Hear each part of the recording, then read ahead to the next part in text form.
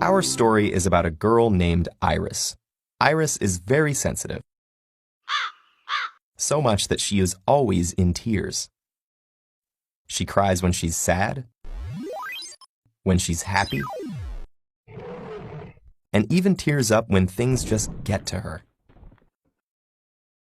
She has special lacrimal glands to make new tears and special tubes called lacrimal puncta to drain old ones away. And she cries so much that she goes through 10 ounces of tears per day, 30 gallons a year. In fact, if you look closely, you'll see that she's crying a little bit all the time.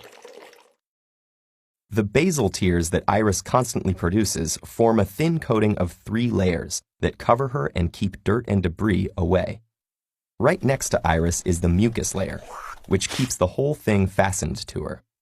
On top of it is the aqueous layer, which keeps Iris hydrated, repels invasive bacteria, and protects her skin, or cornea, from damage. And finally, there is the lipid layer, an oily outer film that keeps the surface smooth for Iris to see through and prevents the other layers from evaporating. Normally, Iris goes about her day without really noticing the basal tears doing their thing. That's kind of their whole point. But one day she meets a girl named Onion. Iris is immediately smitten. Onion looks gorgeous in her bright purple jacket, and she smells terrific.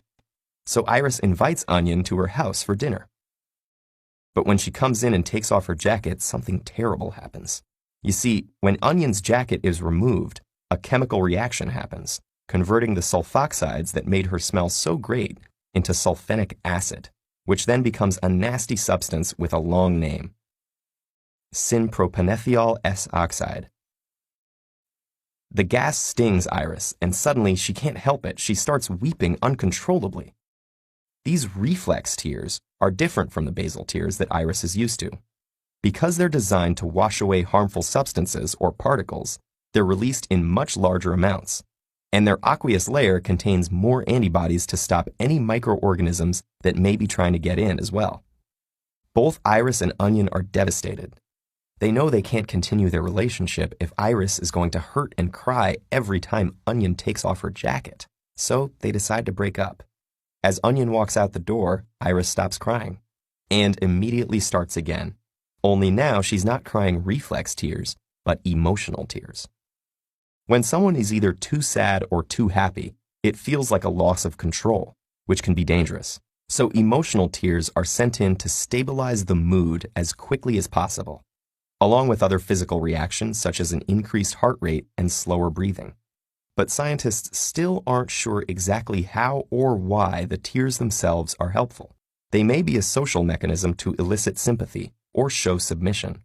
But some studies have also found that emotional tears contain higher levels of stress hormones, such as ACTH and encephalin, an endorphin and natural painkiller. In this case, emotional tears are also directly calming Iris down, as well as signaling her emotional state to others. Sorry things didn't work out with Onion, Iris, but don't worry. As long as you have all 3 kinds of tears working to keep you balanced and healthy, it will get better. You'll see.